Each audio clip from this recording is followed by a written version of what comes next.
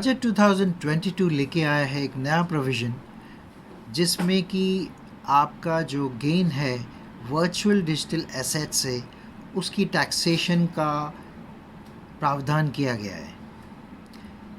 अगर आप कोई वर्चुअल डिजिटल एसेट में डील करते हैं तो उस पे 30% का टैक्स लगा दिया गया है।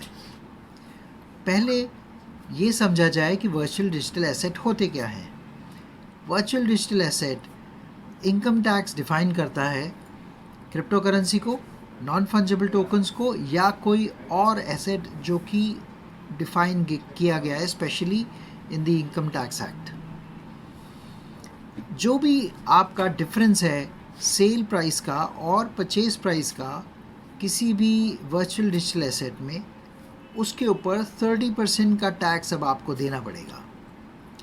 और अगर आपको कोई लॉस होता है तो इस लॉस को आप किसी और इनकम से सेट ऑफ भी नहीं कर सकते हैं। इनफैक्ट आप किसी और वर्चुअल डिजिटल एसेट की इनकम से भी इसको सेट ऑफ नहीं कर सकते हैं। इस लॉस को आप कैरी फॉरवर्ड भी नहीं कर सकते हैं आगे आने वाले सालों में।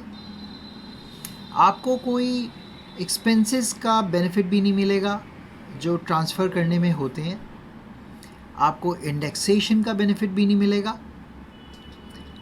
अब सवाल ये पैदा होता है कि क्या हम इस टैक्स को बचा सकते हैं?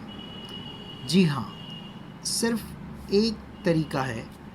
आप यूएस के कुछ स्टॉक्स में इन्वेस्ट करके, जो कि केवल virtual digital asset specially crypto currency में डील करते हैं, उनमें आप इन्वेस्ट कर सकते हैं और आपकी टैक्सेशन फिर कैपिटल गेन प्रोविजंस के हिसाब से होगी, जिसमें कि अगर आपका 3 साल से ज़्यादा का इन्वेस्टमेंट है तो आपका taxation long term capital gain के हिसाब से होगा, और अगर 3 साल से कम है तो शॉर्ट टर्म कैपिटल गेन के हिसाब से होगा।